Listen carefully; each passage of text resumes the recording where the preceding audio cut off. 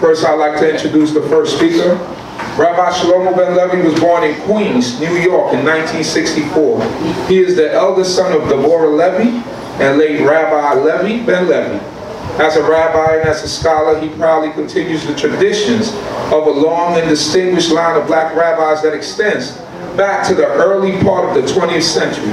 Rabbi Shlomo Levy entered the Israelite Rabbinical Academy in 1981. He continued his rabbinical studies while pursuing a Bachelor of Arts degree at Middlebury College in Vermont. Part of his rabbinic and secular studies were completed at Tel Aviv University in Israel. In 1985, he graduated from the academy and was ordained a rabbi. The following year, he received his BA and then immediately entered a master's degree program in African American Studies at Yale University. After graduating from Yale in 1988, Rabbi Shlomo Levy returned to New York, where he was installed as the spiritual leader of Beit Elohim, which many members are here today, and we are glad to see you here. Hebrew congregation in St. Albans, New York. In 2005, Rabbi Levy received his M.Phil degree from Columbia University in American History. Following his father's footsteps, he became president of the International Israelite Board of Rabbis. He served as the editor and frequent contributor to the HaKol newsletter and editor of the website www.blackjews.org. Throughout the 90s, Rabbi Levy taught college courses on various aspects of American and African American history at LaGuardia Community College at the Brooklyn campus of Long Island University, Medgar Evers College, and Middlebury College. In 1999, he married his lovely wife and soulmate, Raya. From 2002 to 2005, Rabbi Levy worked at Harvard University in the W.E.B. Du Bois Institute, the Department of Afro-American Studies, as an associate editor of African American Lives, 2004, and the African American National Biography, a 10-volume reference work. Rabbi Levy is currently a tenured associate professor of history at Northampton Community College and lives with his wife and son in Pennsylvania. He commutes regularly to be with this congregation in New York, continues to teach a wide range of courses in the Israelite Academy, and by his own example, strives to create rabbis who are effective, dedicated, and inspiring. So, without any further ado, it is my pleasure to introduce to you Rabbi Shlomo Levy.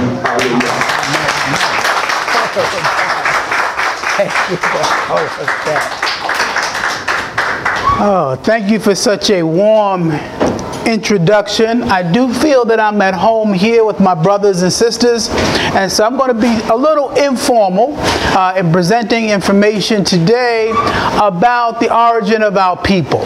And I planned to use these visual images to illustrate many of the points that I want to make. And I promise to leave time at the end of my presentation for what I hope will be a very lively discussion and interaction. Let me also acknowledge being in the presence of many of our leaders and teachers.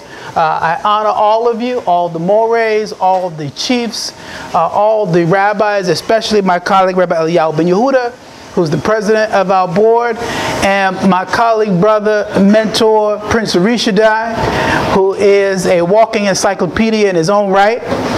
And so for that reason, as I give this presentation, for many of the scholars and teachers in the room, it will be familiar. Other things will be new.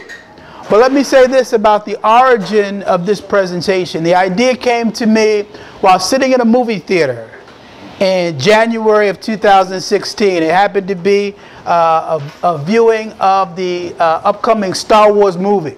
And as I'm sitting there in the theater with my wife and son with our popcorn, they began to show previews of upcoming movies. And one of these upcoming movies was called The Gods of Egypt. And as I watched the previews, and almost all the characters in the movie were presented as being white. And I sat there and I thought to myself, I can't believe that this is still going on. I thought that my predecessors, people like Dr. Yosef Ben Yochanan and people of my father's generation, and going back even 50 years earlier to the late great Chief Rabbi W.A. Matthews, had already taught and explained all of this. And when I saw that these images of the Egyptians being white is still going on today, I turned to my wife and I said, I need to go back teaching this. That the work isn't done, that these images are still there, and although previous generations of rabbis and teachers had taught it, we need to continue to teach people today about these images. So, I start with a question, and the question is, why does race matter? Why does race matter? Because we're not a racist people. That's right. And when we talk about the races of biblical people, sometimes I get asked the question, why does it matter? Why are you bringing it up? Right? And so I say this is a legitimate question. Why does it matter? And the answer to that question is, if this is your conception, if all the images that we see of biblical people, not only Egyptians, but of biblical people, if all of the images are white, then race matters. Yes. And we are not bringing it up, but we are correcting an historical image. And so that's why we're talking about it, because I wish we lived in a world where race didn't matter. But as long as it does matter, then it is problematic to present biblical people and Egyptians as white. And we need to correct the historical image. And what do I mean by that? Sometimes people even question or it is so deeply ingrained in society that they're not even aware of it. So if you look at an image like this happens to be a famous painting by Michelangelo called The Creation. And in this image, this is supposed to be God on the right creating Adam. And this is a famous Michelangelo. It's on the Sistine Chapter in Rome. And so God and Adam are presented as white. This was painted in the year 1512. So this has been going on for centuries. Right? Here's another image where whiteness is assumed. The image on your right is a famous painting by Lucas Cranach called Adam and Eve, painted in 1528. And on the right is an image of Moses painted by the master Giuseppe de Ribera in the 17th century. And again, you see Adam and Eve represented as white figures. Moses, here we'll be talking about the Egyptians today, represented as white. Not only in paintings, but also in sculpture and in literature. So here's a famous sculpture also by Michelangelo. His sculpture of David, King David and the prophet David. And this sculpture and others like it you see in museums all over the world. And they're always presented as white figures. And of course the most famous Jew of all, Jesus, and you see paintings like this of him often depicting him as blonde or with blue eyes, but always with white skin. And so these are the images we have been exposed to in Western society for centuries. I thought this one was particularly interesting, even where the biblical narrative suggests who the people are. So maybe the artist, it's not like they're painting these portraits with the person present right there and looking at them and painting a picture of them. So the artist is drawing from his own imagination, or the sculptor from his own imagination. So what is he using? This particular painting here is called The Meeting Between the Queen of Sheba and the King Solomon. And it was painted by Prio della Francisca sometime between 1452 and 1666. And this is what he calls the meeting of King Solomon and the Queen of Sheba. Now, if he looked at the actual biblical account, it says in Shir HaShirim, the Song of Solomon, Song of Psalms, in the Tanakh, in the first chapter, the 5th verse to the 6th verse, it says, I am black, but comely, O ye daughters of Jerusalem. As the tents of Kedar, as the curtains of Solomon, look not on me, because I am black, because the sun has looked on me. My mother's children were angry with me. They made me the keeper of their vineyards, but my own vineyard have I not kept. So my question is, how could the artist or the painter, obviously they didn't have a subject in front of them, but if they look at the biblical account and then paint a representation of that, if she says, I am black, how could he then paint a white woman in this depiction? In order to do that, he has to completely ignore what the text actually says, right? And so this is what we see, a kind of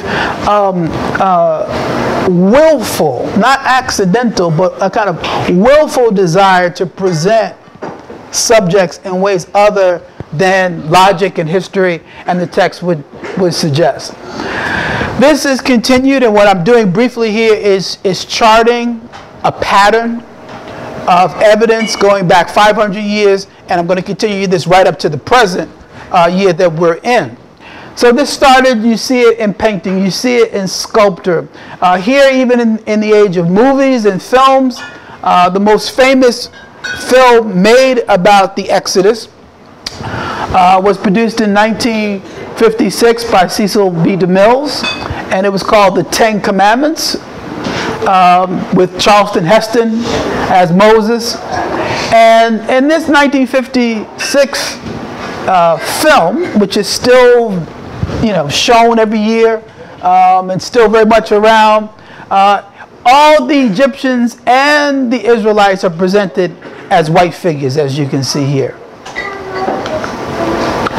There's one passage, one part in that movie where you have the Nubians, and it's a short scene, but the Moses figure, while he's still a prince of Egypt, he captures the Nubians, and the Nubians come in and they give an offering and presentation to the Pharaoh at that time. And what I thought was interesting is that he again, you see Charlton Heston as Moses. When the Nubians come into the film, they're presented as black. So I said, how could you present the Nubians as black, but not the Israelites or the Egyptians? If you look up the word Nubian in the Bible dictionary, this is Easton's Bible Dictionary definition, it defines a Nubian this way, quote, Cush, Ethiopia, was the country now known to us as Nubia and Abyssinia. That's the dictionary definition, right? That these people that we call Nubians today are in the country that would be considered Abyssinia or Cush, Ethiopia, right? The Torah says in Genesis 10:8, Cush fathered Nimrod. He was the first on earth to be a mighty man. So the beginning of great civilizations after the flood says it's from these Cushite people that we have the first ancient civilizations. Further in Genesis chapter 10, it says, the beginning of his, that is Nimrod's kingdom, was Babel, Erech, Akkad, and Calneh, and the land of Shinar. From this land he went into Assyria and built Nineveh. Now these place names that are the descendants of Nimrod will later be called Mesopotamia by the Greeks, Babylon, and current day Iraq. And the Torah says that these places were founded, as I just read here, by the descendants of Nimrod. Looking more currently in terms of Egyptians today, and particularly Nubian Egyptians, one of the early presidents of modern day Egypt was Anwar Sadat. There's a picture of him down here if you don't recall how he looked. He was the president of Egypt of Nubian ancestor. Hollywood made a movie about him in which Lou Gossett Jr. played Anwar Sadat in the miniseries. Lou Gossett Jr. received the Emmy Award nomination for his role as Anwar Sadat, but the movie was banned in Egypt. So they would not even allow this film to be shown in Egypt for a number of reasons, but one is that some people were offended that American filmmakers would choose an African-American actor, Lou Gossett Jr., to play an Egyptian. This is one example of, I think, where you have accurate casting of characters to play an Egyptian. Let me digress for a moment to show you the opposite. The most popular play on Broadway today is called Alexander Hamilton, right? About the first director of the Treasury, and George Washington. He's the guy on your $10 bill. And I understand in the play, they have a black man playing George Washington, right? So this is to say, well, okay, you know, we could cast people in different roles, and it doesn't matter what their race is, and they haven't gotten too much criticism. It's won a lot of awards. It's very, very popular. But if you want to be accurate, that wouldn't be accurate to have a black actor play George Washington, right? But this is what usually happens when you have black characters, black historical figures played by white actors. And when Hollywood does make a movie, as it did with this Anwar Sadat movie, and they have a black actor play an Egyptian, even in Egypt, they often are offended in that choice. And that's what happened here with this particular film. If you look at how the Egyptians represented themselves, not how other people depict them, if you look at how they represent themselves, here is some sculptures of Nubian warriors of Egypt. Let me bring that back so that you can see it. And this is how the Egyptians represent Nubians, right? In temples and tombs, when you find these representations, these are their depictions of Nubian warriors. Again, looking at how Hollywood not only depicts Israelites and Egyptians, but also Ethiopians. In the movie Ten Commandments, Cecil B. DeMille cast this actress, Yvonne DiCarlo, as the Ethiopian wife of Moses Zipporah. You might be familiar with her more from her more popular role as Lily Munster in the Munsters film. But in real life, she's actually a brunette. But for the movie, he even wanted her to be like this almost kind of like chestnut blonde. They wouldn't even let her be a brunette in that sense. But this is how they depict an Ethiopian woman in the movie. Right? Now, if you jump to the current time, the movie that came out 2013, in this case, they cast the actress Maria Valverde, an Italian woman. They cast her in the role of Zipporah. And so people will watch this and think, this is what an Ethiopian woman looks like. This is what an Egyptian looks like. This is what an Israelite would look like. Now here is a picture of a real Ethiopian Israelite. This is Yatisha Titi Anya. She is an Ethiopian. She was Miss Israel in 2013. And so I contrast kind of what a real Ethiopian Israelite looks like versus the way Hollywood has depicted these people both 50 years ago and even up into the present. The Torah says in the book of Numbers, 12th chapter, 1st verse, Miriam and Aharon spoke against Moses because of the Cushite, that is the Ethiopian woman whom he had married, for he married a Cushite woman. And so it repeats it twice, as if you didn't hear it the first time. It repeats it twice that he had married this Cushite woman. Now, the way we understand it is that the reason Miriam and Aharon were upset wasn't because she was black. It was because she wasn't an Israelite. So their differences were based really more on nationality, not racial identity. So the Israelites and the Ethiopians and the Egyptians are black people. That's right. But although they're black people, we have different nationalities, I mean, Africa is a continent of many nationalities. That's right. Right? And so they could have differences based on their nationality, their tribal identity, languages, religions. Right. And so the conflict described here is not racial in nature.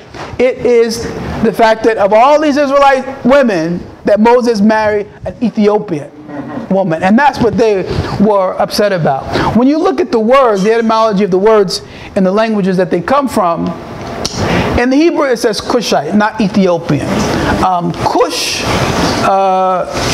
as it has here, and again, the way it's depicted here, it's not doing the Hebrew characters right to left. That's why, but it should be Cushite this way. And the English word, which is actually Greek Ethiopian, comes from the Greek word meaning burnt face. That's what the word Ethiopian means in Greek, right? The Egyptian word is kemet, meaning black. And this is how the Egyptians refer to themselves. So Egypt also is not an Egyptian word. Egypt is a Greek word, right? It's actually a Greek translation error, which they recognize later in today. But it's important to know that Egyptians didn't call themselves Egyptians, right? This is a term that Europeans used to describe them. What they would call themselves and refer to their land and their country as Kemet, right? Now people debate and argue whether that refers to the complexion of the people or the land itself, right? But this is what you have. And in Hebrew, as you know, the word is Ham. Again, it should be ket sofa mem, right to left, which means hot in Hebrew, right? So these are the terms, right, that people would use to describe the Ethiopians, if you want to call them that. Either Cush, Kemet, or Ham. All of these connote blackness or darkness from the words themselves. In this painting, the painting is called Moses and His Ethiopian Wife. And this was painted by Jacob Jordines in 1650. And as you could see here, maybe there's some improvement because at least this painter depicts Torah as a black woman, as opposed to the other examples where she's always depicted as a white woman. So at least in this painting, he depicts Zipporah as a black woman, but then he depicts Moses as a white man, making it an interracial relationship. Right? And so you see it here. And even as there's like no affection or closeness, it's very kind of cold and static in the way he depicts it. So here, I dig deeper. Not only why do the painters present it this way, but what ideas are they suggesting about this? And what are the commentaries? The rabbinic commentary on Numbers 12 from the Rabbi Rashi, who is considered one of the greatest commentators on the Torah. Rashi said on this, and I'll just quote it, Zipporah was from Midian, not Ethiopia. The description of her as Cushite was a euphemistic reference to her great beauty. It is common in scripture and Talmudic literature to attach a derogatory epithet to a loved one in order to prevent an evil eye. And so he argues in that sense that when the Torah says that she was a Cushite, they didn't mean it literally that she was a Cushite, but it was an expression, and if you understand it, to say that so that she would not invoke the evil eye, the Lashon Ayin, that they would refer to her by the opposite of that, if you follow what they're saying, right? Let me make it clear.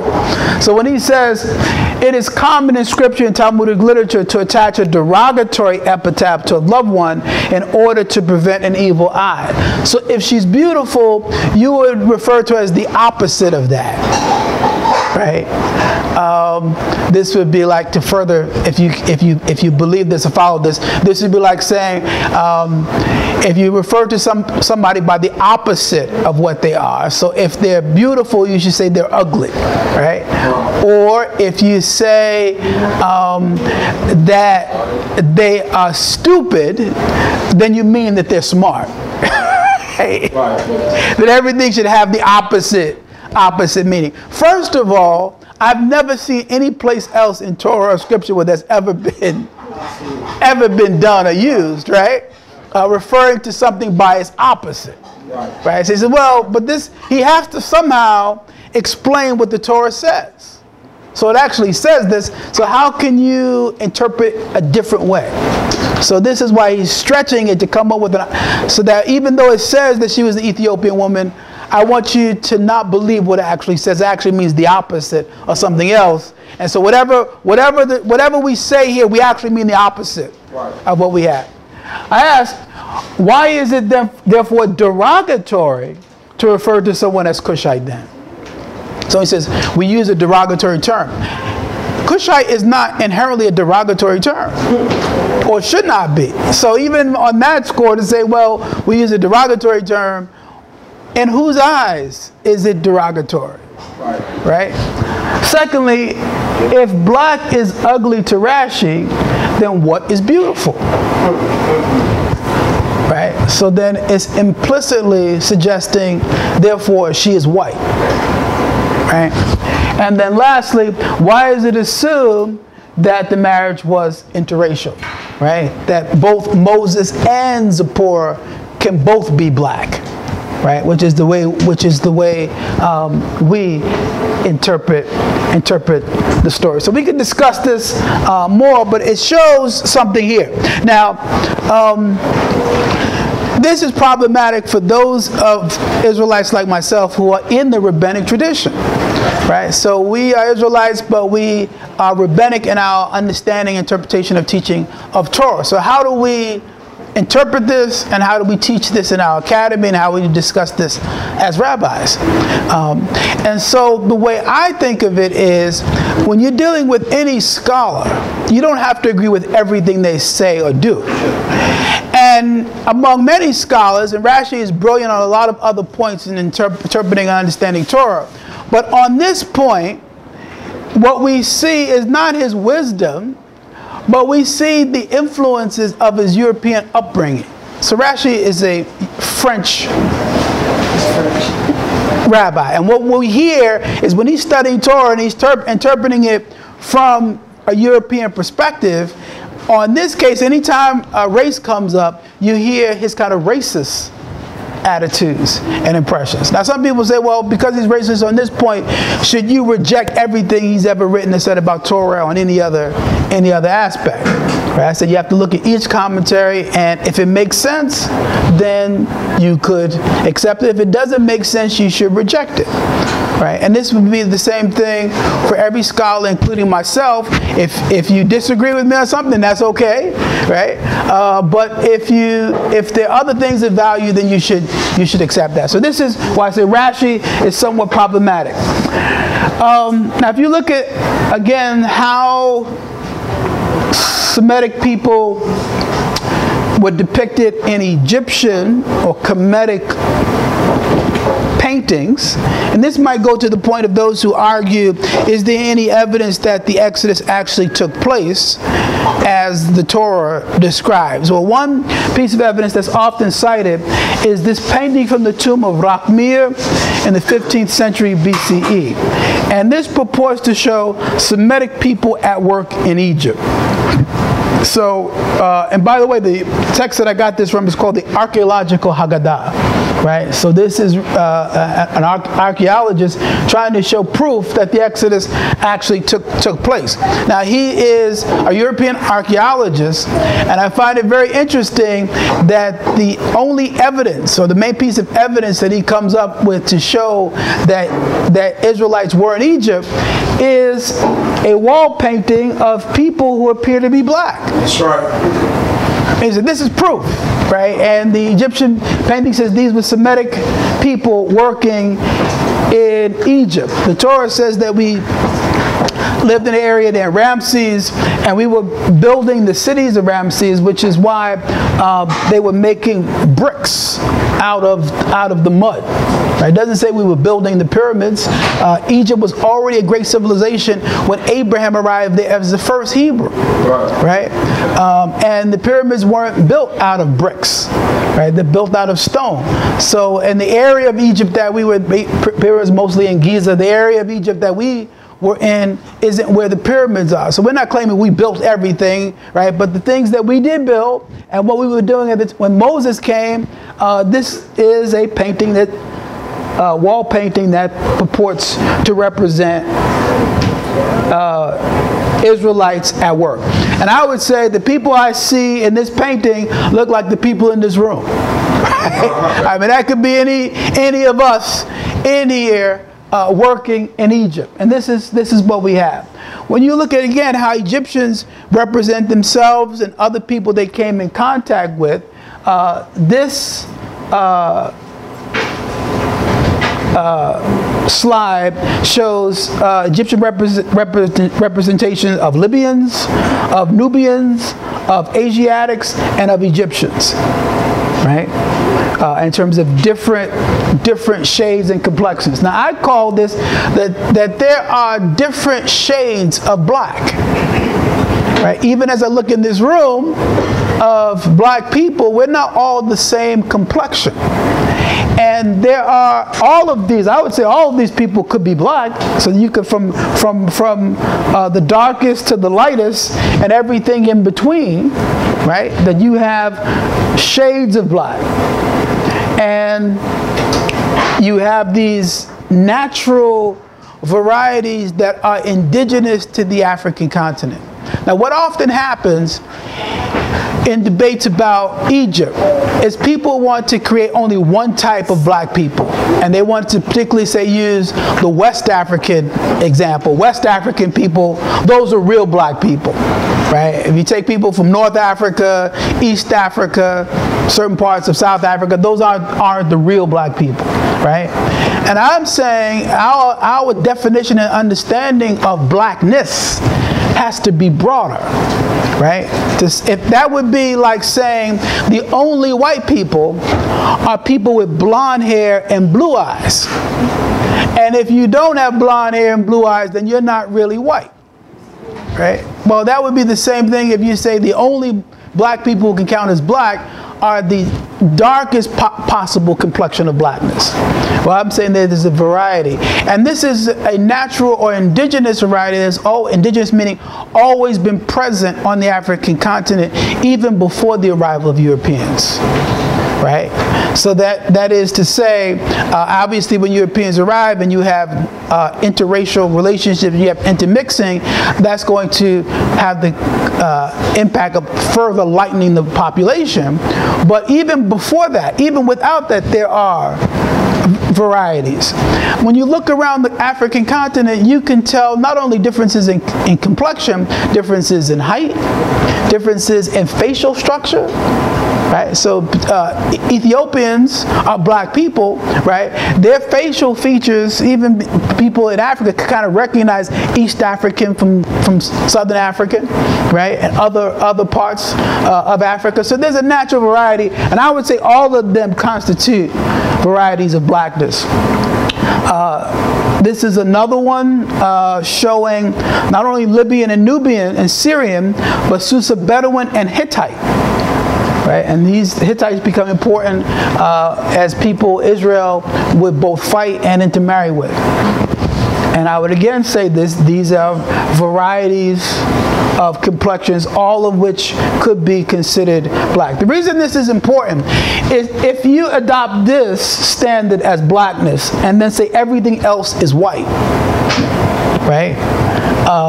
Then that would narrow it more than it could be. I would say all these, and these people intermarry and interact with each other as the Torah tells us, but I'm saying none of these people are European. That's the important part. Right. And the fact that Egyptians have no representations of Europeans. The people they depict are the people around them that they interact with. Right? Now I will show you by the end of the presentation when they start depicting Europeans and how they do that. From the biblical perspective, and many of you already know this, but some people who don't, the Torah gives a genealogy of nations from the time of Adam going down. Adam to Noah, from the time of Noah and his 3 sons, Shem, Ham, and Japheth. The Shem descendants, which is where you get the term Semitic, right? The Semitic means descendants of Shem. Japheth, often European descendants, and the descendants of Ham, or Hamitic people. Japhetic isn't used as an anthropological term today, but you will hear people use the term Semitic and sometimes Hamitic, right? Although when people use the term Semitic today, they usually only mean Israelites or Jews, right? Whereas what we're going to see here is that the descendants of Shem are a broad group, and only the descendants of Abraham are Hebrews. Abraham is the first Hebrew, and only the descendants of Jacob are Israelites.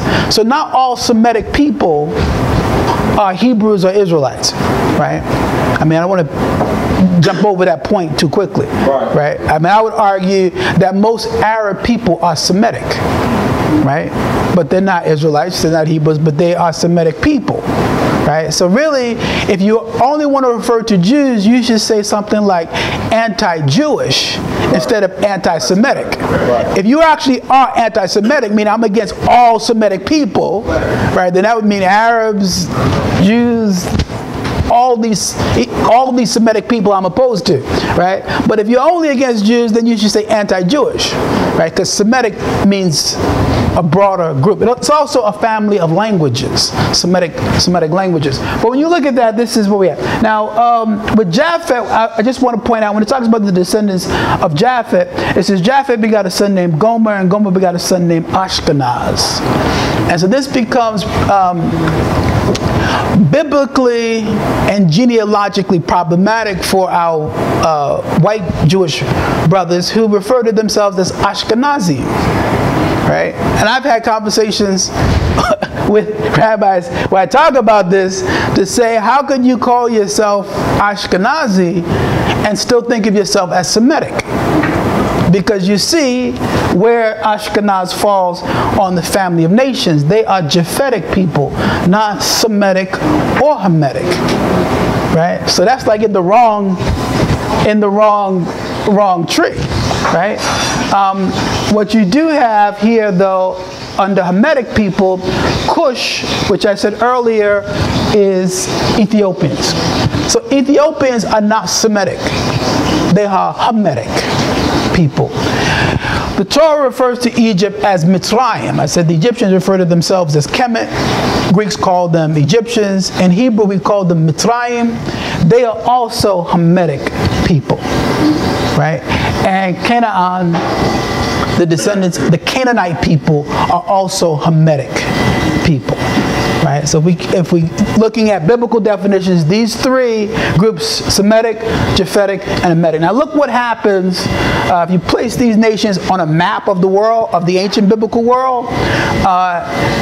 Everything that we have here in the kind of orange color are Hamitic people. So you take those tribes and nations and lay them out on a map of the ancient world, and you will find Hamitic people in this area, right, including Egypt, these areas.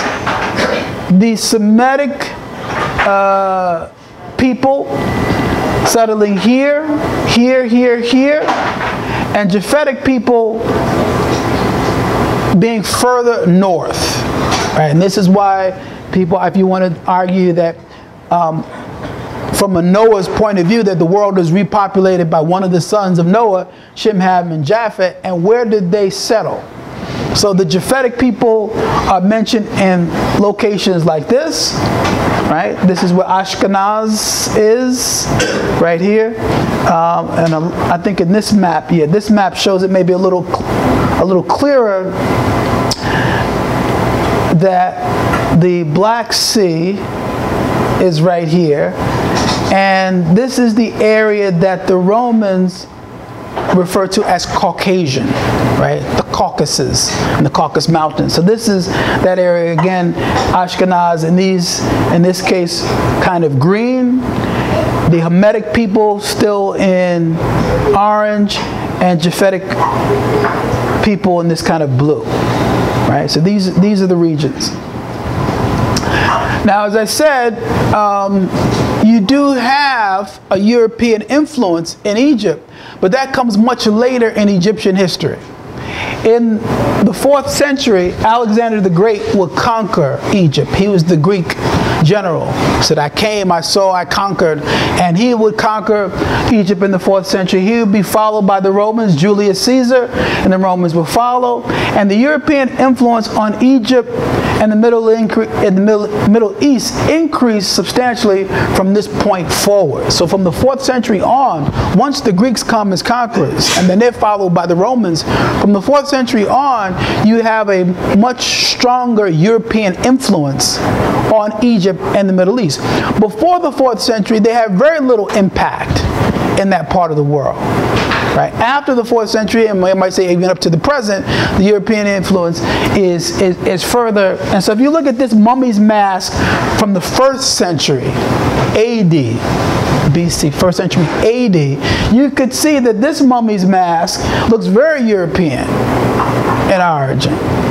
I mean, would you not? Like this busk, right? You don't see anything like this in earlier kingdoms and earlier periods of Egyptian history. I mean, Old Kingdom, Middle Kingdom, New Kingdom. You don't see anything like this until the end of Egyptian history, from the 4th century. So you do see a change, but you wouldn't see anything like this during the time of Moses, right? And earlier periods. I mean, here is the famous painting and bust of Nefertiti, Akhenaten, and who starts the kind of racial interpretation of biblical narrative? Where did that begin? And this is troubling and problematic for us, because the oldest examples, at least that I've been able to find in my research, of people interpreting these biblical stories in a racial way. So when you read the story of Noah in particular, it says that Shem, Ham, and Japheth were the children of Noah and his wife. So one man, one woman had 3 children. It does not describe their complexions. And you would not expect that there would be a great difference between 3 brothers who have the same father and mother. So it doesn't say that Ham is black, Japheth is white, and Shem is something else, right? It doesn't describe their complexions at all. All it tells us is that they are 3 brothers who have the same father and mother. So where do we start to get these kind of racial interpretations? Who starts that? Well, the first example that I saw is from the Talmud. And the passage in the Talmud where this is written is Talmud Bavli, Sanhedrin 108b. And there it says, our rabbis taught 3 copulated in Noah's ark, and they were all punished: the dog, the raven, and Ham. The dog was doomed to be tied. The raven expectorates, that is, he spits up. And Ham was smitten in his skin. Right. Now this again, you don't find this in the Torah about the raven and the dog and people having sex on the ark, but the rabbinic commentary, the Talmudic commentary, says that on the ark, while they were on the ark, Ham copulated, and because of that he was cursed, and the curse that was put on him is he was turned black. He was smitten in his skin.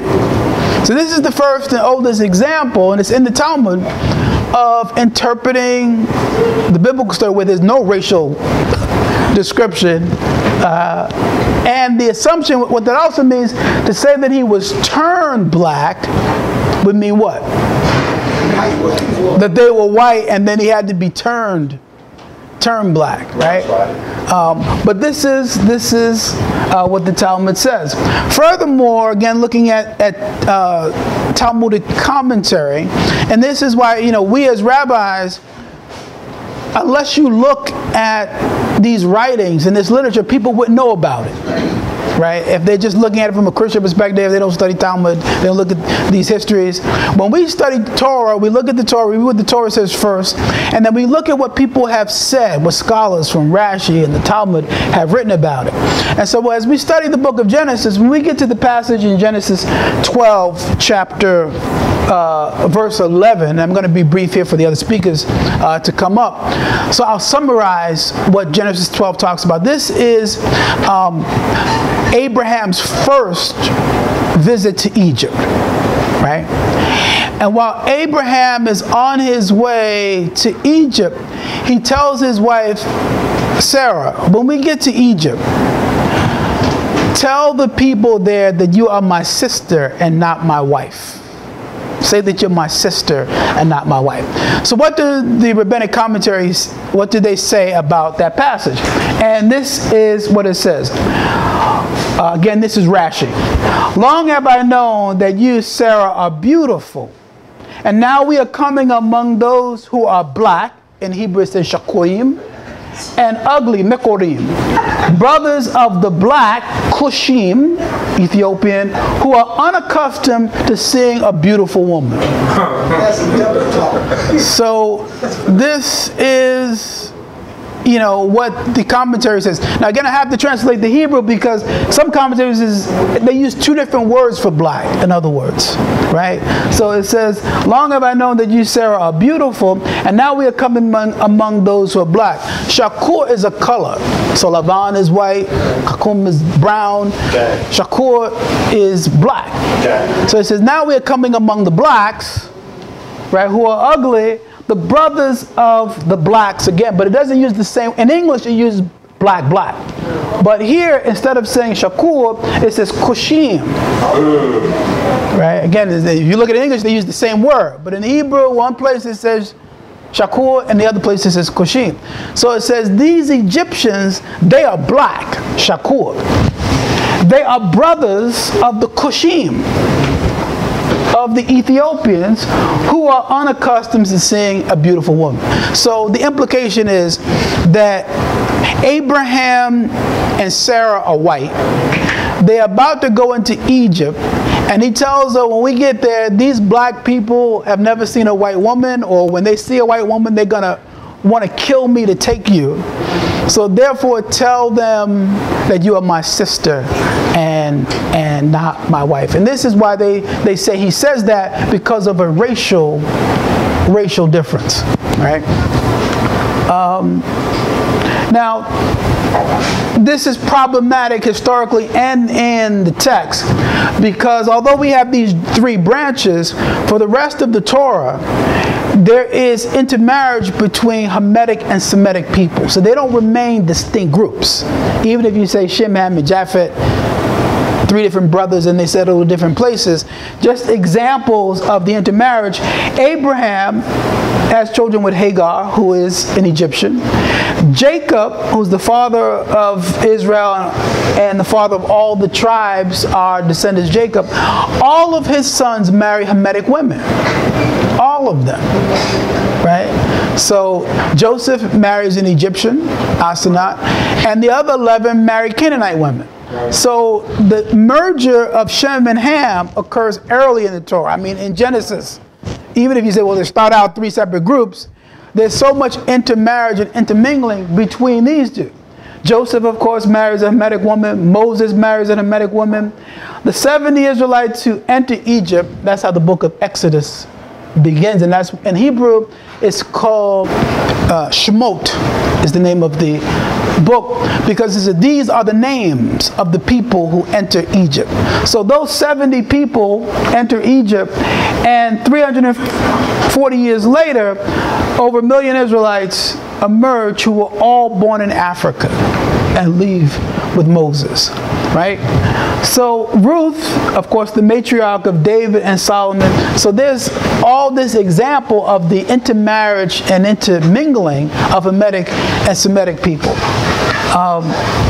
Biblical interpretation. The biblical stories of Joseph and Moses both rely on the premise that these Israelites could successfully pass as Egyptians without being recognized.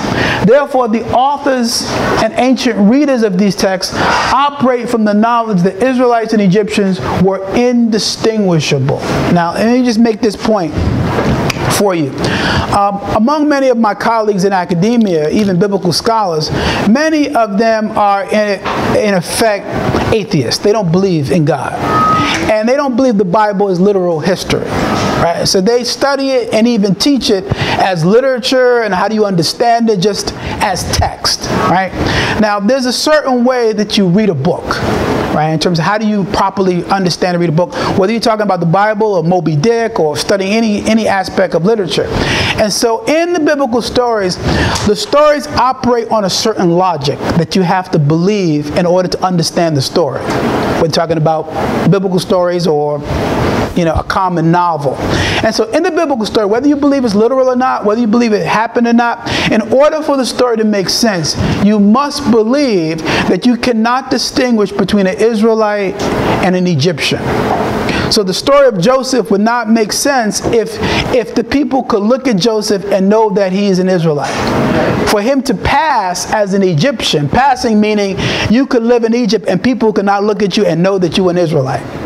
So the story says that Joseph came to Egypt, and then he was a servant of Potiphar, then he was thrown into jail, then he became a governor of Egypt, and the Pharaoh of Egypt changes his name, gives him an Egyptian name, an Egyptian wife, Egyptian clothing, and his disguise or transformation was so complete that even his own brothers could not recognize him, that they came to Egypt and looked him in the face, and even they couldn't tell that he was an Israelite. And the people who work from the other servants, you know, when you get to that point in the story where Joseph tells his servants, go out, I'm going to reveal myself, right, and let people know who I am.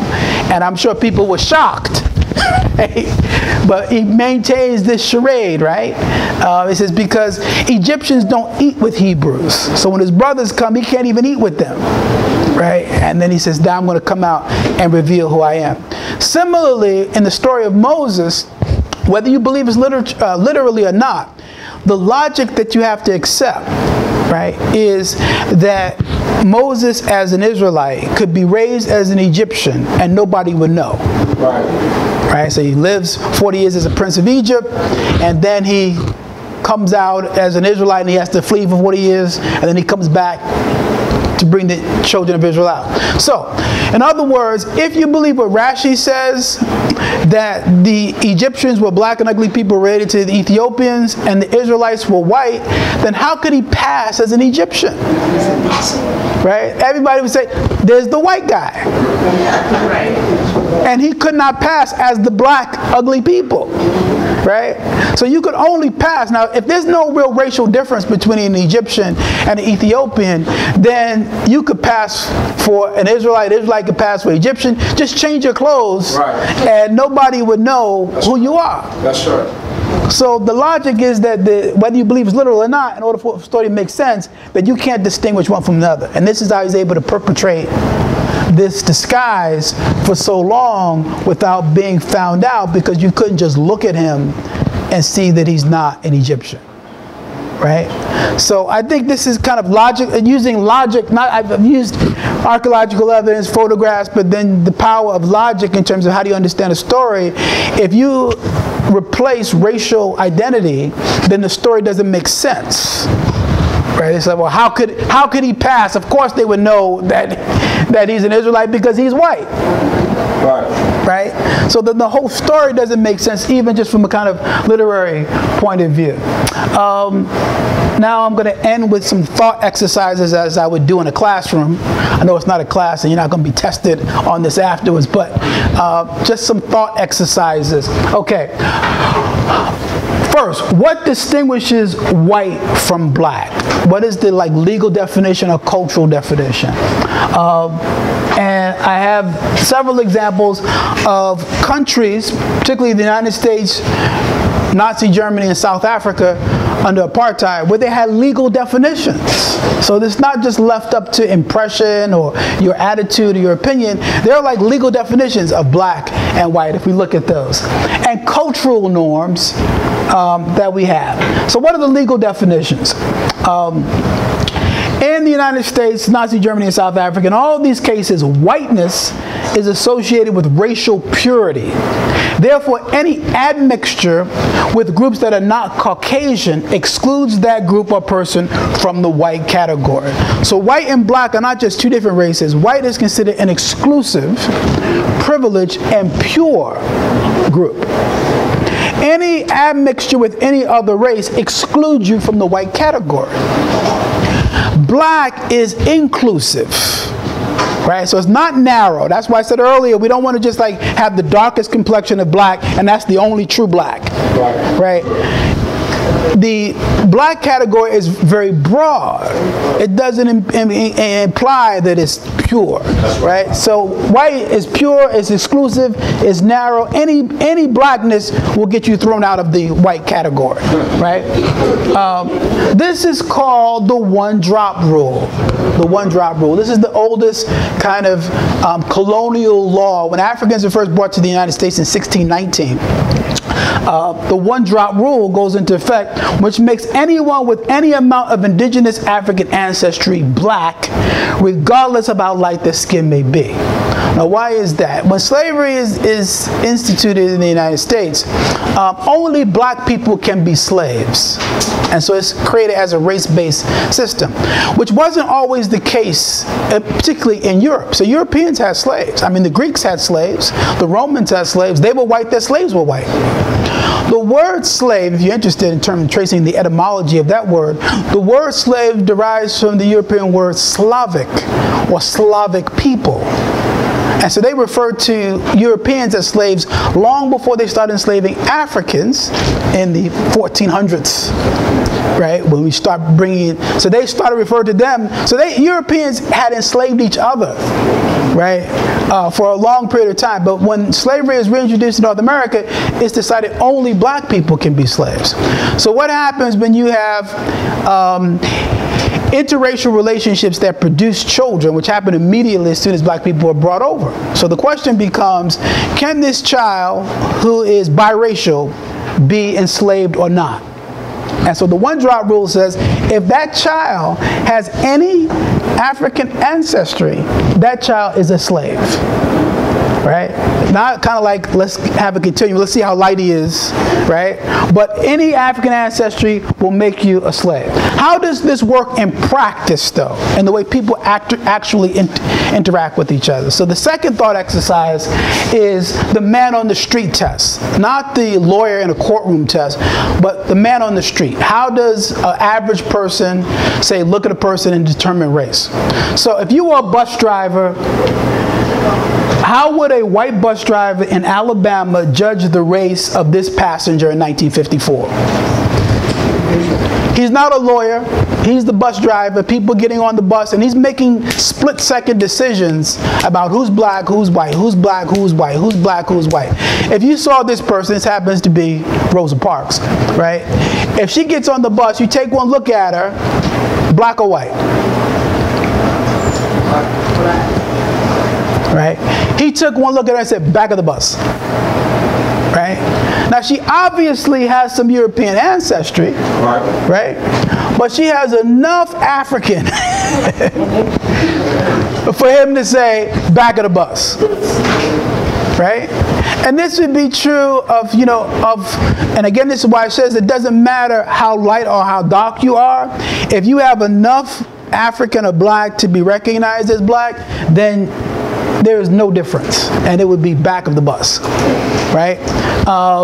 So if a person with her admixture of white ancestry was legally black in the United States, then what would Israelites have been with no European ancestry at all? That is, Rosa Parks has more European ancestry than any Israelite in Egypt.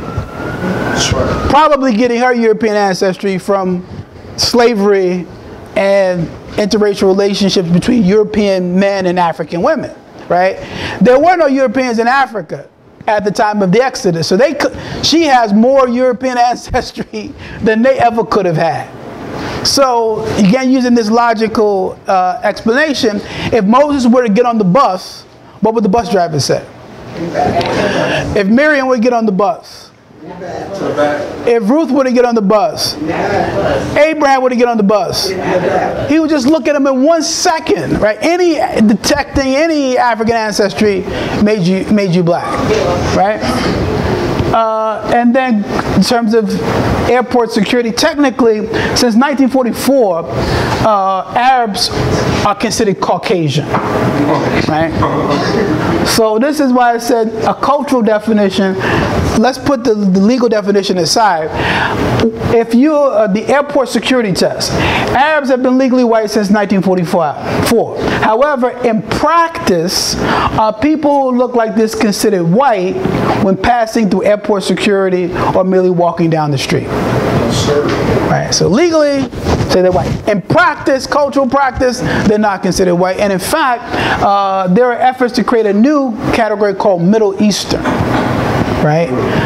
Because for a variety of reasons, if Arabs, when you see forms like on the census, check the white box, right? Then people say, well, we don't know how many Middle Eastern people are here, right? This is what they've done with Hispanics, where they say white non-Hispanic, because if they didn't put that, a lot of Hispanic people would choose white. So we want to know who are the white people who are not the Hispanics and the Arabs and the other people we don't really consider white. Right? So we want to create a separate category called Middle Eastern, and you would have to check that. It would be like white non-Middle Eastern, white non-Hispanic, so that you can get just the white group, right? So, you know, that I'll say concludes what I wanted to present today. As I said, this stereotyping goes on today from 1956 Exodus with Christian Bale playing Moses, right? This is him here. And this is still going on today. And then the movie that just came out this year, Gods of Egypt, right, depicting the Egyptians the same way. Hopefully you haven't gone to see them. They're all bad movies, but still, this was the one that I saw in the movie theater that made me say I got to do this presentation, because this is still going on today, and how you see them. Now, we have always had our own African American cultural revision, redepicting what these people have looked like, right, to try to offset the media images that we always see. So this is a painting painted by an Israelite called The Three Faces of Moses. Moses as a prince of Egypt, as a servant of Jethro, and as Moses bringing out the Egyptians, African American depictions of Jesus, and how that has gone on. So I'm going to end here. I thank you for your time and attention.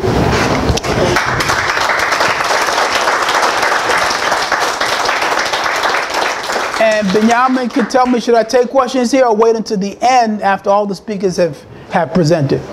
That's Chief. If you're going to stay through the whole event. We have two more? Two more speakers. Two more speakers. Between like 10 minutes, 7 minutes and stuff. Okay. I think I'll try to wait until the end, just to, you know, fairness to the other presenters, and then you could ask any of us questions at the same time. All right, put your hands together once again for Rabbi Sholomo.